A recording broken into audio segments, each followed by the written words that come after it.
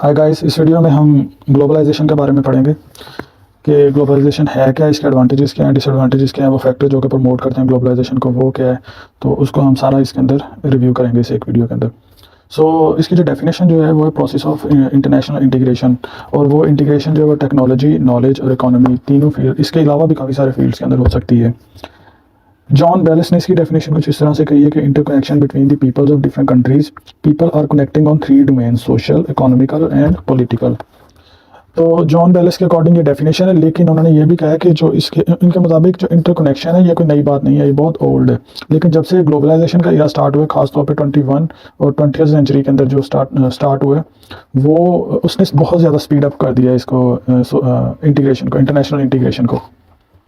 तो एग्जांपल इसकी इस तरह से दी है कि ओल्ड जो हमारे पास इंटरकनेक्शंस हैं उसके अंदर डिस्कवरी ऑफ सी रूट्स हैं, सिल्क रूट पहले था। अब हम देखते हैं कि ये स्टार्ट कैसे हुआ था, यानी कि अगर ग्लोबलाइजेशन का अगर मैं स्टार्ट हिस्ट्री से बोलूँ कि ये टर्म किस तरह से वजूद में आई थी। हालांकि इंटरकनेक्शन तो बहुत ओल्ड है। तो ये था जब वर्ल्ड वार 2 एंड हुई थी, उसके बाद 45 अलाइड नेशन जो उनकी गैदरिंग हुई थी माउंट वाशिंगटन होटल पे।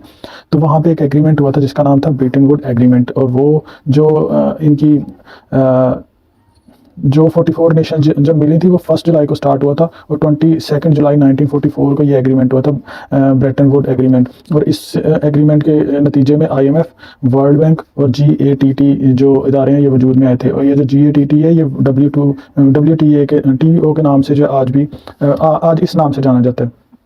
तो ये तो हुआ था 1944 में। फिर 1945 के अंदर जो यूनाइटेड नेशंस ऑर्गेनाइजेशन जो वजूद में आ गई थी। इस तरह से ग्लोबलाइजेशन का मेन स्टार्ट हुआ था इरा जो है वो।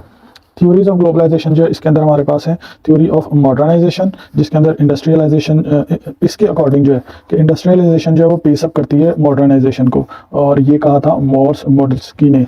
और उसके बाद यूनिवर्सलिटी ऑफ इकोनॉमिक पैटर्न्स, ये सेकंड है हमारे पास थ्योरी। इसके अकॉर्डिंग जो लेस डेवलपमेंट कंट्रीज़ हैं वो डेवलप कंट्रीज़ के मेथड्स को देखते हैं और उनके पैटर्न को फॉलो करने की कोशिश करते हैं ताकि वो भी आगे से प्रोग्रेस कर सकें डेवलप कंट्रीज़ की तरह। और ये कहा था वर्ड्स रोस्टो ने। उसके बाद जो तीसरा हमारे पास ऑप्शन है वो है coward model of world politics की थ्योरीज ऑफ ग्लोबलाइजेशन में जो तीसरा पॉइंट है वो coward model of world politics है। इसके अकॉर्डिंग जो वर्ल्ड है वो कॉवर्ड का मतलब मकड़ी का जाला, जो मतलब उस तरह से जो है ना वो वर्ल्ड है कि एक दूसरे के साथ इंटरकनेक्टेड। यानी कि अगर टेररिज्म जो है वो किसी भी कंट्री के अंदर है, वो सिर्फ एक कंट्री का मसला नहीं, वो सारी दुनिया के। यूनाइटेड नेशन ऑर्गेनाइजेशन सिर्फ एक कंट्री के लिए नहीं, सबके लिए है। पॉवर्टी का मसला सबके लिए, ग्लोबल वार्मिंग ये भी सबके लिए। ये थ्योरी जो इसके बारे में इंफॉर्मेशन देती है। उसके बाद हमारे पास international society versus international system. इसके अकॉर्डिंग ये है कि इंटरनेशनल सोसाइटी तो वो है कि association of states and how they interact with each other, एक दूसरे के साथ जो एक सोसाइटी मतलब बनती है इंटरनेशनल। और जो इंटरनेशनल सिस्टम है ये वो आइडिया जो पूरी की पूरी सोसाइटी को इन्फ्लुएंस करता है। इसके अगर मैं एग्जांपल दूँ, जो एनालिस्ट जो एक टर्म यूज़ करते हैं कि international society always gets influenced from the international system.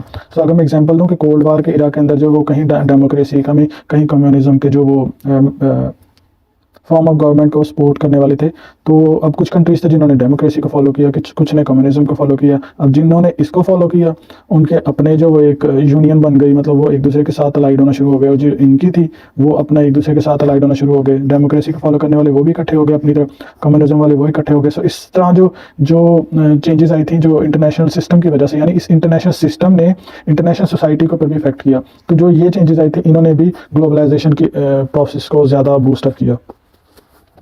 अब देखते हैं हम एडवांटेजेस क्या क्या होते हैं इसके, ग्लोबलाइजेशन के क्या एडवांटेजेस हैं। तो इससे ये है कि पॉवर्टी और एम्प्लॉयमेंट जो इंक्रीज़ हुई है और पॉवर्टी कम हुई है। इकॉनमी जो है इसके बहुत ज़्यादा बेनिफिट्स हैं। टेक्नोलॉजी जो वो बूस्टअप हुई है और डिफरेंट कंट्रीज़ को मिली है, डेवलप कंट्री से डेवलपिंग कंट्रीज़ को भी मिलना शुरू हुई है। टूरिज्म जो वो इंक्रीज़ हुआ है, easy to travel from one country to another country, और विद इन आवर जो वो ट्रैवल किया जा सकता है। उसके बाद हमारे पास कम्युनिकेशन जो मेथड है। ये बात नहीं है कि कम्युनिकेशन जो पहले नहीं थी, ये पहले भी थी, लेकिन जब से ग्लोबलाइजेशन का इरा स्टार्ट हुआ तब से कम्युनिकेशन के मेथड जो वो भी बहुत ज़्यादा बूस्टअप कर गए हैं। क्रॉस कल्चर मिलिट्री शेयरिंग, जिस तरह पाकिस्तान और रशिया जो आपस में मिलिट्री प्रैक्टिस करते हैं, और मल्टीनेशनल कंपनीज़। और इसके अलावा जो डिसएडवांटेजेस हैं वो ये हैं कि डिवेलुएट द करेंसी की डिवेल्यूएशन स्टार्ट हो जाती है। जिम्बाब्वे इसके अंदर बहुत बड़ी एग्जाम्पल हमारे पास। फ्री ट्रेड जो टर्म यूज़ की जाती है कि फ्री ट्रेड के तौर पे, अब मैं आगे जाके इसका बताता हूँ कि इसका फिर नुकसान किस तरह से होता है। रिड्यूस सोशल एक्सपेंडिचर, मतलब ये जो ग्लोबलाइजेशन है ये फोकस करता है बड़ी बड़ी कंपनीज़ के जो है ना वो बेनिफिट्स के ऊपर। तो जो सोशल एक्सपेंडिचर है उनको कम करने के लिए वो प्रमोट करता है कि हेल्थ, एजुकेशन और सोशल लाइफ के ऊपर प्रमोट करने के बजाय इकॉनमी के ऊपर ज़्यादा से ज़्यादा होना चाहिए। लोन फ्रॉम इंटरनेशनल इंस्टीट्यूशंस लेने पड़ते हैं आपको। 1986 के अंदर जो ग्लोबलाइजेशन रशिया के अंदर आई जिस तरह से, तो आपको पता है कि वो रशिया जो फिर टुकड़े टुकड़े हो गया था उसके बाद। इसकी ग्लोबलाइजेशन ये वाहिद एक मेथड है, एक वो जरिया है जिसकी कोई अकाउंटेबिलिटी नहीं है। अब इंडिया जो उसने ग्लोबलाइजेशन को फॉलो किया, क्या उसके अंदर पॉवर्टी खत्म हुई? नहीं हुई। एम्प्लॉयमेंट भी खत्म नहीं हुई। इस तरह की कोई चेंजेस नहीं आई हैं। सो ये भी इसका डिसएडवांटेज है कि इसको फॉलो करने का ऐसा उस तरह के कोई फ़ायदा नहीं हुआ जो इसके एडवांटेजेस में मेंशन किया जाता है। इसी तरह से पाकिस्तान के अंदर भी और ओपन मल्टी नेशनल कंपनीज जो हैं वो इसके अंदर पार्टिसिपेट करती हैं। तो जो लोकल लोग होते हैं उनके और लोकल कंपनीज जो हैं वो उनको ज़्यादा प्रमोट नहीं किया जा सकता। तो अब इसके अंदर मैं अगर एग्जांपल दूं तो जिस तरह से बॉलीवुड इंडस्ट्री है, अब वो पाकिस्तान के अंदर बहुत ही ज़्यादा यानी इंक्रीज हुआ है उनका, और उससे नुकसान क्या हुआ कि जो पाकिस्तान की इंडस्ट्री है उसको ज़्यादा इतनी उस तरह से मौका नहीं मिला जिस तरह से बॉलीवुड को मिलता है। सो ये इस तरह का। इसके अलावा जो मल्टीनेशनल कंपनीज़ हैं यानी मैकडोनल्ड वगैरह, उनको ज़्यादा प्रेफर किया जाता है जो दूसरी जो कंट्रीज़ की जो कंपनीज़ हैं। सो इससे फ़ायदा जो है वो डेवलप कंट्रीज़ को हो रहा है as compare to developing countries, जो आगे भी मैं आपको बताता हूँ।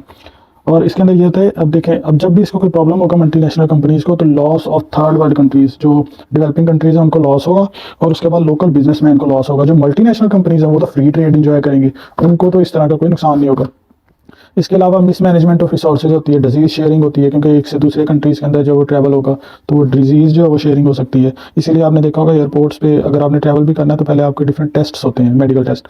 उसके अलावा प्रमोट टेररिज्म और वेस्टर्नाइजेशन, ये जो मैं अभी बता रहा था कि डेवलप कंट्रीज़ हैं इनको बहुत ज़्यादा फ़ायदा होता है इससे, ना कि डेवलपिंग कंट्रीज़ को। तो वेस्टर्नाइजेशन जो वो प्रमोट हो रही है, और globalization working for single sector, मतलब वो वेस्ट के लिए या डेवलप कंट्रीज़ के लिए जो वो ज़्यादा वर्क कर रही है।